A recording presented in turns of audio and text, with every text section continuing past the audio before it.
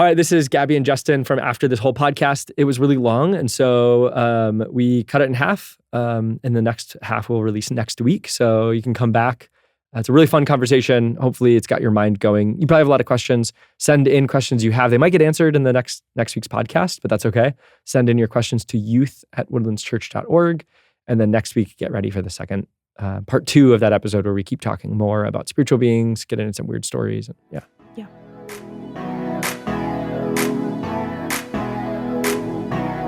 Welcome to our still unnamed youth podcast that we don't know how to run. And we're jumping in today. I'm Justin. This is Gabby. Hi. We're going to start with a stupid question from ChatGPT. Which biblical character would you choose to run your social media account? Which biblical character to run my social media account? That's a fascinating question. Do you have an answer to this? Okay, I have an answer. I just came up with an answer. Okay, what's your answer? I want you. Oh, because you don't have your answer yet. You No. can, if you come up with your answer, I can say mine first. Oh my but I want you to gosh. think. okay. What biblical character? It can't be Jesus. Yeah, no, that's Although a you'd cop-out. I would not want Jesus to run my social media, given how he Why? responds to like Pharisees and things. I don't know. I feel like that'd be Oh. terrifying. I don't know. Maybe not. I don't know. Plus, he knows everything. You really want the person who knows everything running? I don't know. Sorry. Yes, because he knows everything, but It's kind and gracious. yes, yeah. So That's true. He'd conserve our honor. yeah, I think so. But okay, I'm trying to think through like biblical okay, what's the goal of my social media account? Like, is it to be an accurate documentation of my life? Like, do you say, Like the chronicler. yeah, Luke? Or is it to be like fun and authentic to myself? Because then maybe it's Peter. I don't know. That's a good point. Yeah. Peter would just tell it as it is, probably. Yeah. Or say really stupid things that regrets later. You would not want Peter running your social media probably account. not. Probably not. But he'd get me the clicks and the engagement. Oh, that's true. I don't So if you know. want, if you noticed, yeah. then you put Peter at the helm. Depends. I'm trying to think who else. Esther, maybe, because she's living in a palace. So she would, and she got the attention of a king yeah. in like a beauty pageant kind of Mhm, situation. mhm. So I feel Darker, like, but yeah. yeah, I feel like she would have the skill set To, like, and rise to power. experience to like know how to carry herself on social media. That's true. Maybe, I don't know. He knows what to do. Okay, I would pick Barnabas Okay, because he's the most like supportive, encouraging person that I can think of in the Bible. yeah. Some Like, of encouragement. Yeah, I'd probably be encouraged just seeing what he decided to post about me on my own social media. Okay, So I'd pick. yeah. So this is a message Wholesome. to Megan Yang to Be like Barnabas. be like Barnabas as you run your little Justin account Yeah, on Instagram. that is not at all what I was thinking of when I asked the Yeah, question. But that's the this is first a thing I thought ChatGPT of. question. I typed in, what's a stupid question for youth workers with a podcast for teenagers? And that's what it picked. That's a pretty good question. It though. is. That's actually that's fun. I liked that question. I'm glad. Okay, we're jumping Yeah. in today with definitely something more serious than social media. Yeah. Actually, I don't know if serious. anything's more serious than social media. Most things are more serious than Oh. social media. Don't Probably you think? Yes and no. Yeah. That's not worth talking about now. Okay. So normally what we do with this podcast, and I say normally even though we've only had 2 episodes so far. So, Of this season, of yes. season 2. Yes, that's true. Normally what we do is we unpack maybe something that was complicated and we didn't have enough time to fully address in the teaching. And if there's a complicated question or idea surrounding a text that we were talking about, we're all caught up as far as teachings go. So Justin didn't teach anything new this week. You taught. Well, high school. It was new for high school. It'll be very different. Oh. Yeah, the junior high, high different. school leaning in very differently. So junior high tried to give the here's some things to learn. And it's different too because a lot of the high schoolers that we have right now, I taught this passage 3 years ago That's true. too. So it's a similar teaching. There's some different things in it, but it's a really similar teaching to 3 years ago. And for high schoolers, we're going to walk through, I don't know what we're going to talk about completely tonight because I'm going to ask a lot of questions and let them. So I don't know what we talked about. You actually right now know more about what we talked about than I do. Oh, that's fun. After having been there. So. Oh, I'm sad I won't be there now. So I'm going to give them chances to what do you think about these different things in the text and try to highlight some observations to then let you figure out what do you think that means. Wow. So, choose your own adventure for high school students tonight. That's exciting. And I'm excited. Yeah, that sounds super exciting. What's what's kind of a gist of what you think high school students will walk away with, hopefully? I hope that the gist would be that this story in Genesis, specifically 1 through 3, but 1 through 11 in general, is a bottled up, condensed version of everything else that will happen. And that it will keep repeating and repeating. And so learning Genesis 1 to 3 really well will help you. And learning to connect what you were reading later in the Bible with Genesis 1 to 3 will help clarify some things. So yeah, that's probably the gist of it. With a lot of little details. And I think another big thing will be that as a millennial who went to school in philosophy department, religious studies department at a secular school, I met a lot of people who heard of the Bible as a fairy tale or a myth, or these really dumb people in the past, talking animals, whatever things. Yep. And so trying to help explain that that's not what the Bible is. That it's a lot What deeper, is the Bible? Super complicated and deep and serious, very serious about the human condition and what it means to be hurt and lost, to feel like things aren't right and what we should do about that or what we can and can't do about that. So yeah, I'm just trying to point out some areas specifically to high school students where they might have heard or might already be coming to the text and go I don't believe this because it just sounds stupid. And try to hopefully explain why that's not the case. But we'll see how I do. Yeah, no. I think so I'm really excited. Yeah, no, I think it was the very first episode of the podcast that we did with John Nyquist. Do you remember? Was that the first episode that we ever did? I think so, but that's so long ago now. I don't remember what we talked about. I remember him talking about praying when he was laying in his bed. That's what I remember. Yeah, I don't remember much about it, but I remember we talked about seeing the Bible as a mythology, and we talked about mythology in the sense of not just, we think of mythology as a fake story that, like you said, people believed a long time ago because they were too stupid to know how the world actually worked. But a mythology is more, it's an idea or a story that you live your life by. So Star Wars can be a mythology because you can live in that universe so much that you make your decisions with that as your framework. Of oh, this is how the characters in this show, you probably don't intentionally decide that. Right. But there's a lot of media I think can do that. Yeah. So we have our modern myths. Yeah. But how, that the Bible is that shapes. for us. Yeah. But also the Bible is that for itself too. And you can see as you go throughout scripture, the Bible continues to build on and repeat motifs that it's already set up and established. Because the writers of the Bible of the later parts did that with the earlier parts. Yes. And, Yes. Yeah. And they repeat it sometimes, or they repeat it with a twist sometimes. Jazz, even though I don't know. I hear that analogy all the time, but I don't listen to jazz. But the idea, it's the same thing repeated, but with variation. Yeah. Oh, if I knew jazz, that would be more applicable or helpful. So if you know jazz, maybe that's helpful for you. Yeah. Interesting. Or I've noticed shows do this recently, more modern shows I watch, where I guess there's not a ton of them, but there's some examples where if you listen to the music, so a scene will happen and it's the theme song played in a different way.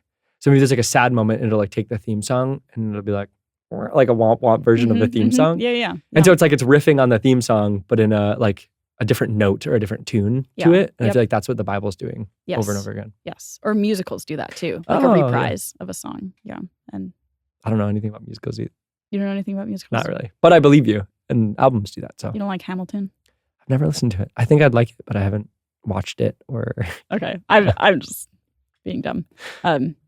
Yeah. Anyway, but reprises were always my favorite part of musicals, or Disney movies have them too. But because it's just by using that same song or that same melody, you're accessing ideas and emotions that came from an earlier part of the movie, but are now being built on in a new way because of something new that's happened. So. Yep. There's a band I went to go see, my one of my top favorite bands of all times, And my brother and I went to watch him live at Red Rocks. And a new album had come out, and they were like one of those bands that went on hiatus and like 8 years later finally came out with an album. And like, oh, they're back together again. This is awesome. So we went to go watch their new like set list that they were playing, and they played some old songs. But near the end of the show, they played the last song off the last album before the new album came out. And they changed some of the lines. And all those songs, the lines were about the future, and they changed them to present. And it was so like, they like popped out to me because they all kept saying like something then like I'll have this then, and then they kept saying now. And every time I was like, oh, whoa, so that's like what a reprise does. Is it's the same, but something's different. Yeah. So anyway, and we're talking about that because the Bible does that. Yep. Bring us back. Yeah. Anyway, and we're talking about all of this because today we're going to unpack something that isn't necessarily contained to like one text necessarily, but is kind of in the background all throughout Scripture in a way that we might not have like the eyes to see and notice, but the ancient readers would have seen and noticed and understood in a way like a lot more implicitly, like without thinking than we do. And this exists in our culture. Like we're going to be talking about spiritual beings, and this idea is like very prevalent in our culture, but I don't think that it's prevalent in like a super biblically accurate way. Like it's present in a way that has been riffed on and like built upon for a really long time, but not building upon like the ideas within Scripture. Instead, it's like been built upon by like different cultural or world events like influencing our idea of what spiritual beings are. So I think that can be a really confusing, like spiritual beings in particular can be a really confusing thing to try and understand what's happening. And uncomfortable. Yeah. I was like thinking about it today. And it had been a lot. Because when I first started hearing even the term spiritual being, I was like, oh, I don't like that. But it's crazy to me because the story begins with a being that's clearly not like us. And then there's these beings throughout the Old Testament story that are clearly not human. And then you get into the New Testament, and like immediately there's visions and angels and messages to humans. There's demons taking control of people, and there's crazy things happening. And so to me, like in some ways, like on one hand, I feel really uncomfortable talking about spiritual beings. And the other hand, I think, how could you possibly take the Bible as true if you didn't believe in spiritual beings? Like, I just wouldn't make any sense. It's just filled with spiritual beings and spiritual moments. Yeah. And to pick up where we kind of left off last week, we ended with Ephesians 6, where Paul talks about our enemy not being flesh and blood. But essentially unforeseen powers of like the spiritual realm. So like this idea of an evil spiritual beings essentially is what our true enemy is. So I think if that's what the Bible describes as our true enemy, then we should try and have a helpful framework of how we think about what spiritual beings are. Which we'll probably talk about. I probably talked about this with high school, but I didn't with junior high. That Genesis 3:15. All right, we're gonna get there. Never mind. I see it on the notes. Okay, never mind. Well, what did you say though? What did you say? I'm curious. One of the concepts in it though is that there's strife between the seed or the offspring of the woman and the seed and the offspring of the serpent. Yep. But the one who comes to crush the serpent doesn't crush the offspring of the serpent. And so an idea you can take from that I think is proven throughout the story and is especially explicitly stated in Ephesians 6 is that the children of the beast, the children of the serpent, aren't the ones that, there's strife, but they're not the real enemy. The real enemy is the serpent that needs to be destroyed. Right. And so you see that in the chapter 3 of the Bible, which is cool. Yeah. Okay. Well, yeah, we'll probably unpack that a little bit more later in this conversation. And if you feel uncomfortable with this conversation, just come.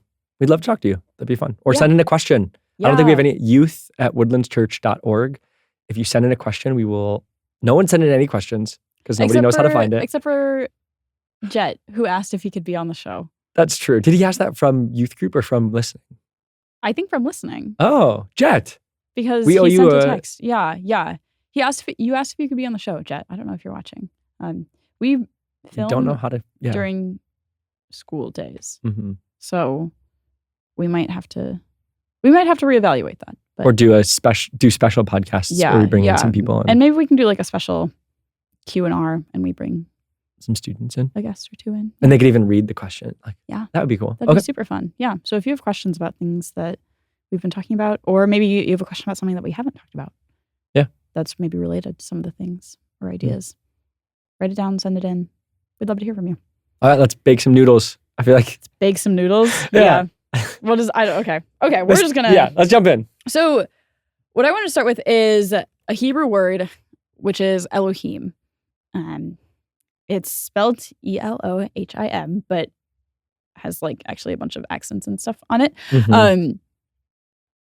Which is why when I tried to type it in to Blue Letter Bible, it was like, there's no results. And I'm like, well, I don't know how to add all the accents and stuff. Yeah, so if you just go to if you go to Genesis 1:1 yeah, and see Elohim and click that, then it gets you there. Yeah. So Elohim is one of the words in scripture that is translated a lot of different ways depending on the context that it's in.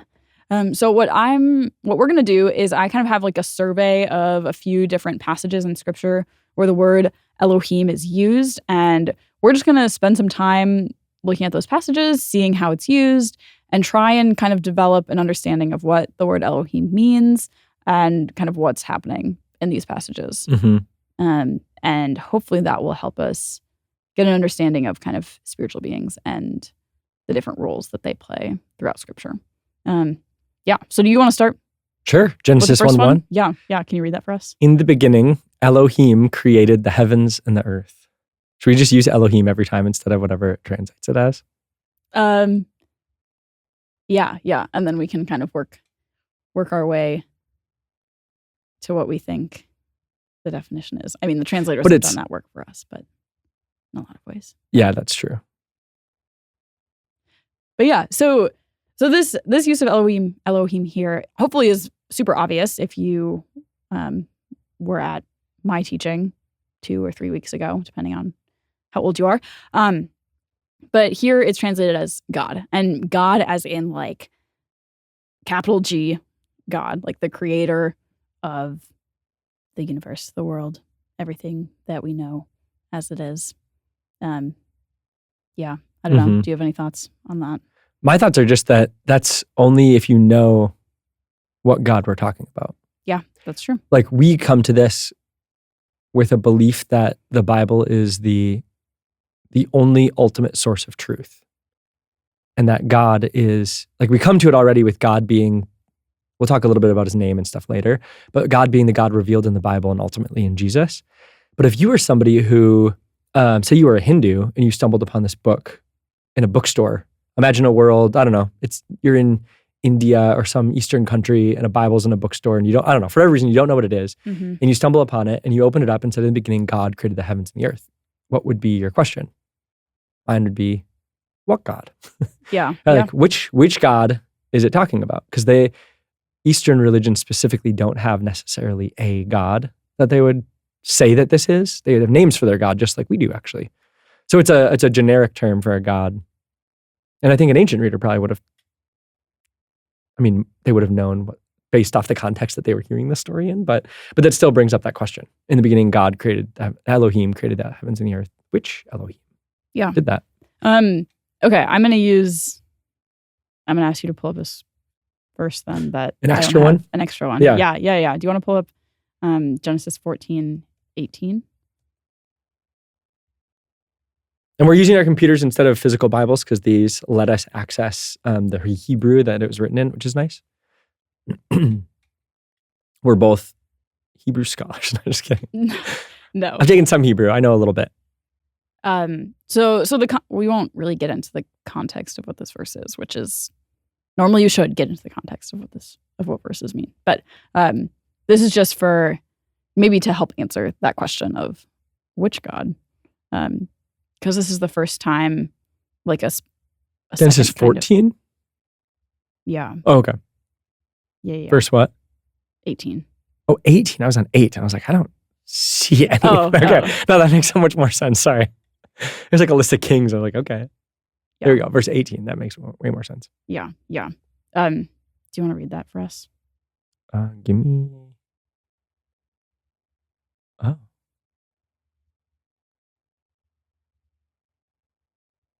Interesting. Then Melchizedek, king of Salem, brought out bread and wine. He was priest of God Most High. Yeah. So who's that? Yeah. So I think in part that answers maybe one of those questions, that this just isn't any God, that this is the Most High God. So if God is like a title, or if Elohim is kind of a title that can be assigned to different beings, then this just like isn't any God that we're talking about. We're talking about Well, Genesis 2 does that too. Most High. Oh, does it? So Genesis 2, so it's using this like, this God creates heaven and earth, God, Elohim, Elohim, Elohim, and it kind of gets you to where you're like, which Elohim? And then in Genesis 2:4, it names Elohim. So when you see the Lord, capital Lord, that's God's name. So it's Yod, I guess, it's YHWH with vowels in there. So sometimes people have called it Jehovah or Yehovah or Yahweh, but it's God's name. And so it's Yahweh Elohim. So suddenly God is named. Even though in the narrative, God hasn't been named yet. But yeah. So we're talking about a God who has a name and a title. I think God having a name communicates something slightly different, but I think the title piece communicates like a level of authority. But even there being like, even helping people realize that those are two distinct things. Like Yahweh is God's name and Elohim is what God is. Like Yahweh is who God is, Elohim is what God is. Yes. Maybe it's a helpful way to think about it. Yeah.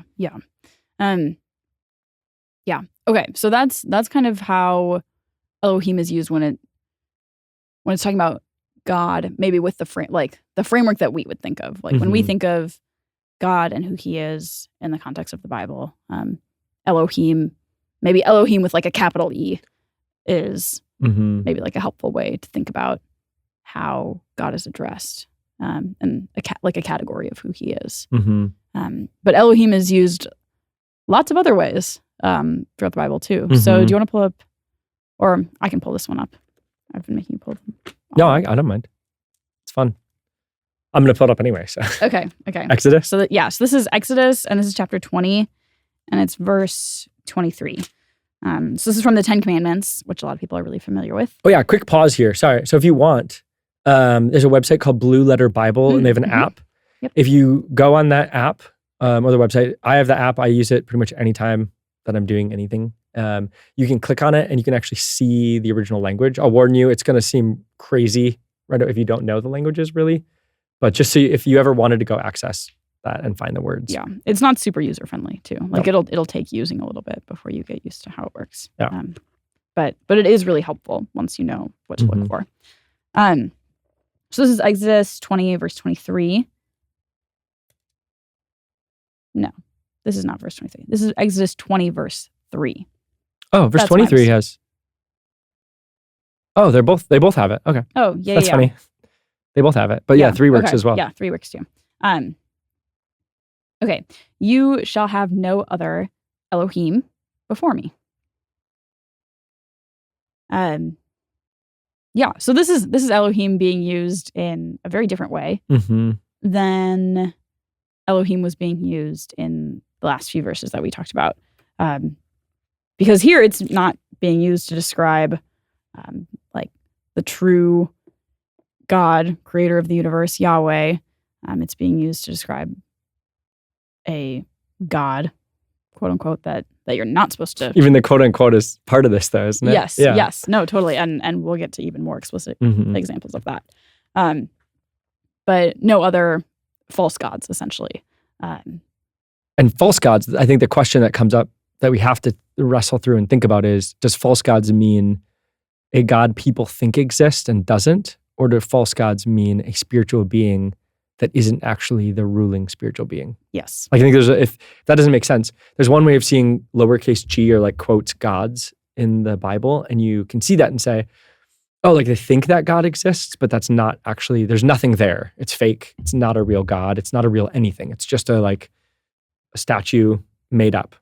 Or there's a way of viewing it that says that statue represents a spiritual being that is not God, that is not Yahweh. That is not like the ruling God. And we'll explain more. But what's really fascinating is the verse right before Exodus 23 is Exodus 22, which is, I am Yahweh, your Elohim. Have no other Elohims before me. Mm-hmm. Yeah. So it's like literally saying, I'm Yahweh, your Elohim. Don't have other Elohims. Yeah.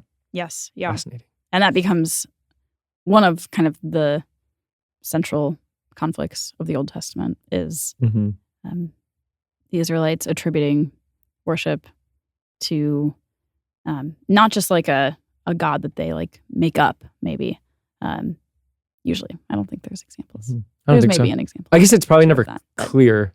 Yeah, but usually what they're doing is they're attributing worship to like the neighbor's like Elohim, so to speak, the neighbor's God or like spiritual being that the nation next door worships for food or babies. Which we still do that. Like we still grasp ideas from other worldviews or religions when it's convenient or helpful. I mean, I think of karma as the one that's like very, like most people when they talk about karma don't mean anything about Eastern religions. They don't have an idea of like merit and like no reincarnation cycle that it matters with. They just mean it as in the universe will balance it out. So they've kind of like, when they see somebody getting what they deserve, they attribute that to another religion. Even though they don't realize they're doing it, they go, oh, you're getting what you deserve because the universe balances itself out. Pulling on, another religion. So we still do that. Yeah. And we do that in less subtle ways too. Yeah. I think that's like an obvious way that we do that of like, I think these things come across obvious to us, to those in like a Christian culture when we're pulling on like explicitly other religions. But there's lots of other like false gods that we worship that maybe aren't explicitly like tied to a religion or like a religious worldview. Like I think of like money as an example. Yeah, we talked on the mission trip. We were talking. I was like, if you remember, we were driving in Denver and I was reflecting on strongholds. And the idea of a stronghold in the ancient world was it was a building that was safe. And so when an enemy would come, they all lived in farmland and there was no defense. So if an army came, you just die. And so they'd run to a stronghold. So it was like the thing you go to feel safe and comforted. And I was like driving past all of these like tanning salons and shops and boutiques. And I was like, oh, these are our strongholds. Like these are the things that 21st century Americans run to feel safe and comfortable and like the world's going to be okay. And I was just struck by that. Like that's the gods of our age is things, which it's kind of the same in the ancient world. But yes. Yeah. Yeah. But babies and food. Yeah. Yeah. Well, when life is much harder in the ancient world, like relative to the like pretty luxurious life that most people live today in Western culture.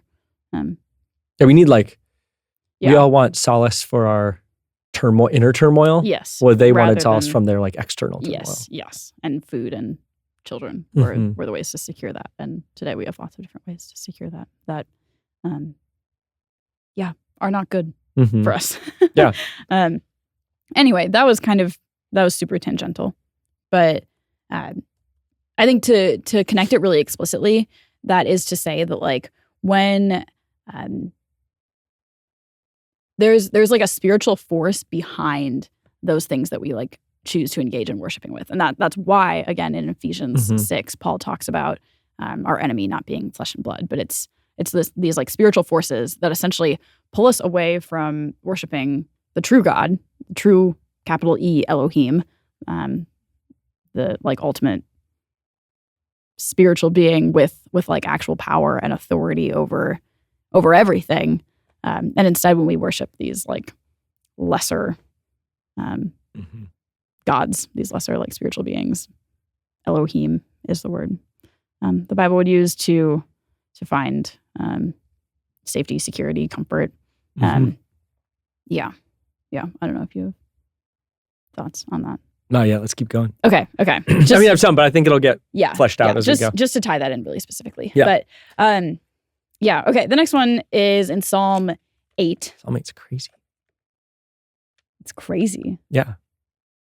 Yeah. Are you the already creation there? psalm. Yeah. Yes.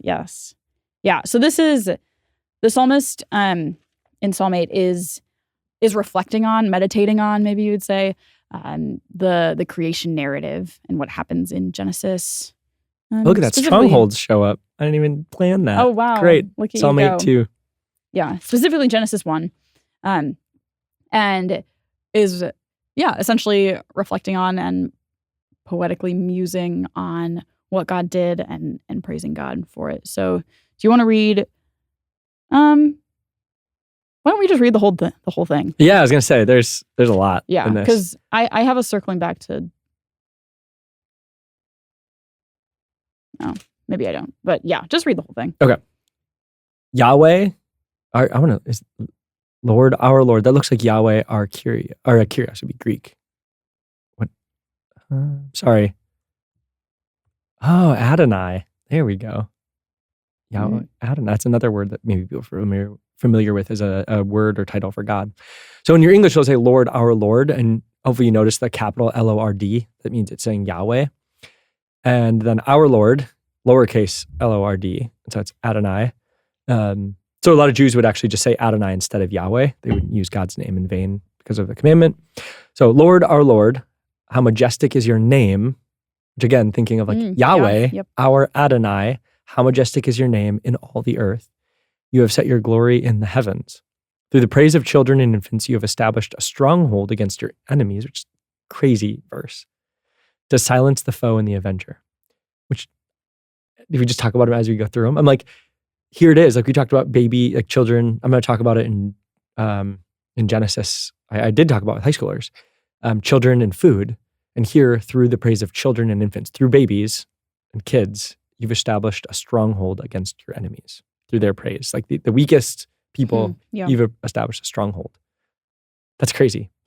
To silence the foe and the avenger. When I consider your heavens, the work of your fingers, the moon and the stars, which you've set in place.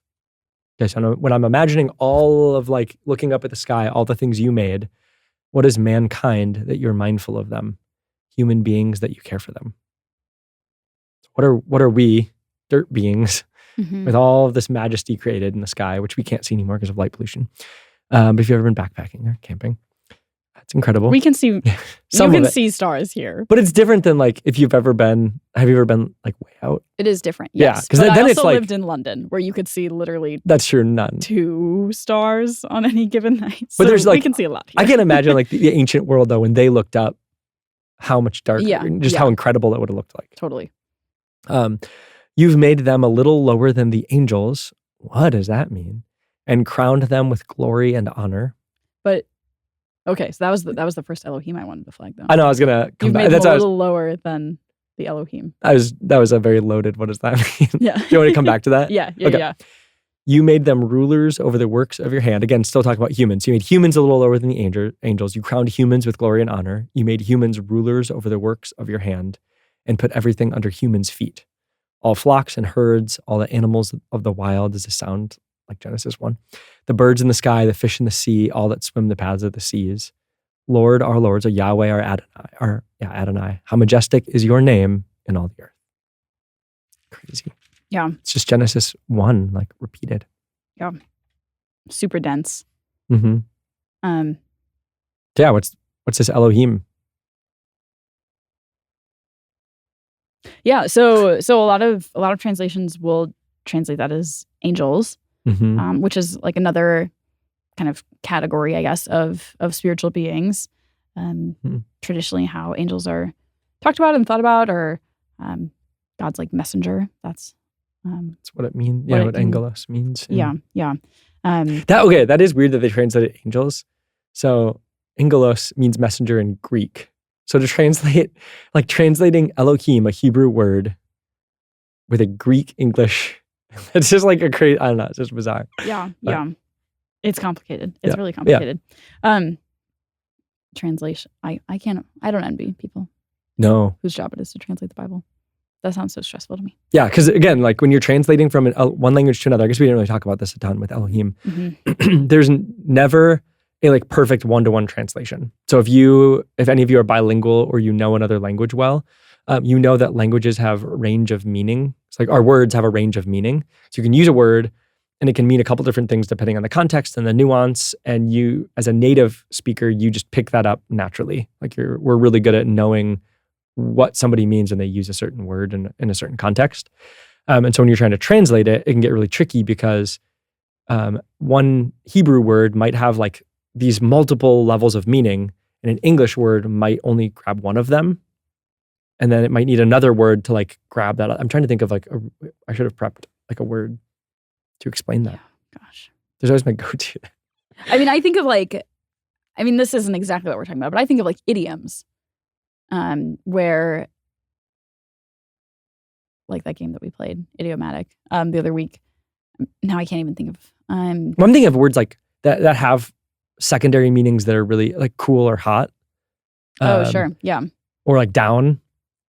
So if you said like, I'm feeling down, we immediately get that you're saying like, I'm feeling depressed, which again is a metaphor of like, I'm squished. Mm-hmm. And we get that like, if you said I'm feeling depressed or down, you don't literally mean like, oh, I used to be walking taller. I mean, maybe literally, but you don't mean it that way. You mean it like I'm sad. Mm-hmm. Or if you say that person's hot, like, I don't know how much people use that word or whatever phrase. Most words that people talk about somebody being good looking are actually these like strange metaphors. Yeah. Yeah. So if you read like an ancient thing that was like, the man looked and he saw a hot woman and be like, oh, is it like sunny out? And it's like, not, is it like summertime? No, like as an native English speaker, Right. you immediately pick up like, oh, he's attracted to the person. And again, those are like dumb ideas, but we miss those completely because they might have like, I think of the Hebrew long of nose being patient. Yes. Yeah. And I'm like, if you literally translated long of nose and you're like, oh, whoever was long of nose, you'd be like, so they were ugly. Like, they lied a lot. Yeah, they lied a lot. Pinocchio. Yeah, and even then, like you're Yeah. drawing on a story. That's crazy. Mm-hmm. So like if you saw long of nose, you're drawing on a story about Pinocchio to give meaning to a phrase, which is the exact wrong meaning Yeah. of what So translating is very complicated because of that. So Elohim. This is gonna be so long. It's okay. The idea with like long of nose though is like essentially like it took your nose a long time to get like red. Yeah. So that's where it's like. Did you get angry? Yeah, you don't get fast, angry quickly because your nose is long. It doesn't get red. Why did Pinocchio's nose grow when he lied? I don't even understand that. I don't know. But I don't know where the mythos of that idea comes from. Mm-hmm. Weird. Fascinating. Words are weird. Yeah.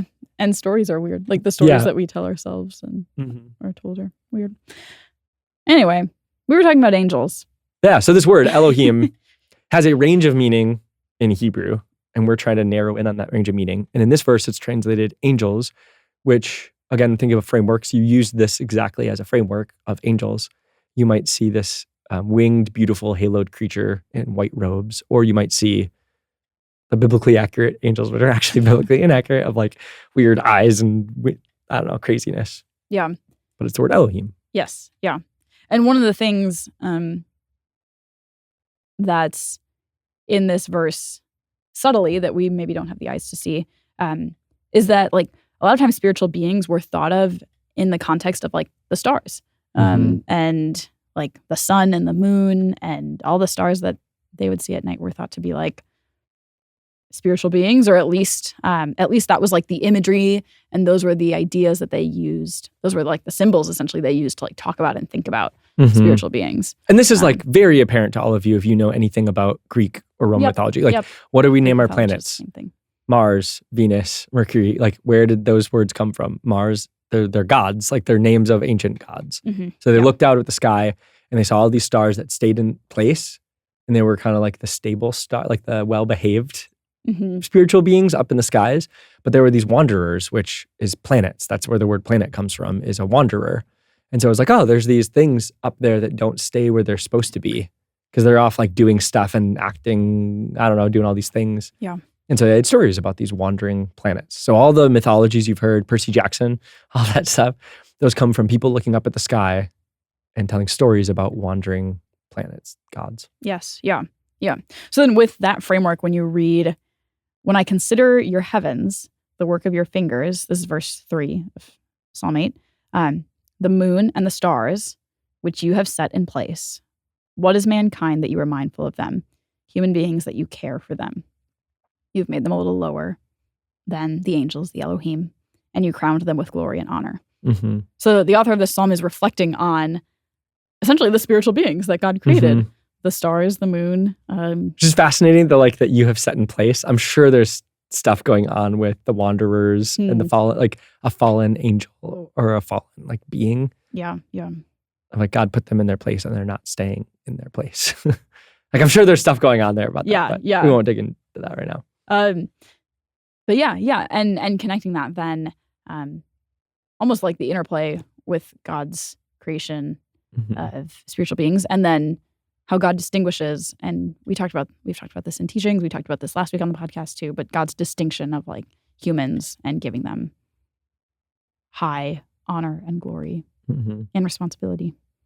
Kind of in contrast. Yeah. That the author is kind of contrasting here a little bit with spiritual beings. And there's even a footnote in this one in the NIV of that it could be God, capital G God. Yeah. So they don't even put on the table made us a little lower than the gods. It's either angels or capital G God, which is interesting. Yes. Yeah. It is interesting because then I think about humans being made in the image of God too. That almost to me makes it seem kind of compelling that capital G maybe God. It should have been capital G God. Yeah. I don't know. And then crown them with glory and honor. Yes. Yeah. But it is strange with right above it, the moon and the stars. Yes, that's true. I feel like that sets it pretty. Yeah. Yeah. But either way, we're still trying to flesh out this picture of this complex word, Elohim. Yeah. So to keep going with that, we're going to flip over to another Psalm, Psalm 82. And again, I think I'm just going to read this whole thing. Yeah. All of 82. Yeah. Because I want to talk about it's pretty short. Verse 1 and verse 6. So this is verse 1. God, capital G, Elohim, capital E, presides in the great assembly. He renders judgment among the Elohim, lowercase e, or gods. And to be clear, there is no uppercase or lowercase e in Hebrew. Yes. So, yeah. Yes, I'm just using this to help us see maybe the distinction. In my NIV, it literally has quotes around gods. Yeah. At the end of verse 1 there. So we'll come back to that. How long will you defend the unjust and show partiality to the wicked? Defend the weak and the fatherless. Uphold the cause of the poor and the oppressed. Rescue the weak and the needy. Deliver them from the hand of the wicked. The gods, Elohim, know nothing. They understand nothing. They walk about in darkness. All the foundations of the earth are shaken. I said, you are Elohim, in quotes. You are all the sons of the Most High, capital M, capital H. But you will die like mere mortals. You will fall like every other ruler. Rise up, O God, capital G. Judge the earth, for all the nations are your inheritance. So, yeah, we've got another kind of a new use, in my opinion, of spiritual being. Maybe not super new. Maybe this is kind of similar to the Exodus one. But here we're talking about Elohim, gods, lowercase g, and these are really explicitly wicked people, or maybe not people, but a being, someone, something that is doing something wicked that this psalmist is crying out to God and saying, make it stop. I want to go back to a different passage. Okay. I don't know if it's the one you're thinking of. So this passage is saying, sorry, maybe I'm jumping ahead to what you were saying. I don't know. Okay. So That's okay if you are. In verse 6, when it says, you are Elohim, you are all sons of the Most High. You think that's a really weird phrase. If the Most High, we had talked about Melchizedek being son of the Most High, or being a priest of the Most High, that being Yahweh, then what does it mean to be a son of Yahweh? In Genesis 6, the weirdest story in the Bible. Yep. If you go to Genesis 6, there's this story about the Nephilim, which are these giants. And it says the sons of God went to the daughters of humans and had children. And so the sons of God would have been sons of Elohim. Yeah. Yeah, and this psalm Elohim is clearly riffing on that story. It's not even really a story, that part in Genesis 6. It's just a couple verses, really, that we read and are what? super confusing. And then the Bible just kind of keeps on going and doesn't really address or try to explain. I wasn't necessarily going to bring that up because I sat with that and I was like, I don't feel like I have a good handle on this passage, so I don't know. So if you want to talk about it, everything. You can talk about it. I mean, there's a bit, I don't know, maybe I'll talk about it some next week, or maybe it'd be 2 weeks. Yeah, maybe it'd be next week. Part of it is in like talking again about the like culture that the Israelites were in. The surrounding nations, the giants were like in charge, and they were the god, like the giants were the heroes of all the nations around them. Yes. And so here's this little story in Israel's story about how actually those giants are just offspring of the sons of God. Like they're like lower and lower and lower. So I think that's part of it. And not even lower, but like are bad. Yeah. Like that's the subtext of this is like there are these spiritual beings, these sons of God, like capital G God, that did something they weren't supposed to. Again, they're demigods. Like to use it in if you think of Percy Jackson, like that kind of era of like a god and a human. And again, God is really confusing because we think of God capital G. And so when we hear a demigod, we think, well, that can't exist because Yahweh, there's no demigod with Yahweh. But if God is lowercase g and it's an Elohim having a child with a human, that would be the Nephilim. Yeah. Sounds bizarre. And one of the little hints in Genesis 6 that what these beings are doing is wrong is it's using and riffing on the same language that we see in Genesis 3. When Eve takes the fruit. So Genesis 3 talks about like Eve seeing the fruit. She saw that it was like good and pleasing to the eye. And what happens in Genesis 6 is the sons of God saw that the daughters of humans were beautiful, pleasing to the eye, and they married. Good? Isn't it good to the eye? Is it good? Oh, maybe. I don't know. Depends on. Tov. Yep. Okay. They were tov. Yeah. What's the exact same here? word? What's here in 6:2? Here? Like what's being used here? Sorry, I was like here. I don't think that word. That's shema, but that's Sons of God saw the daughters of humans were beautiful, and they married any of them they chose. So they saw something that was good, and they took it for themselves. They married any that they chose. They did what they wanted. And they took is in there. Lakah. Is it took? Yeah.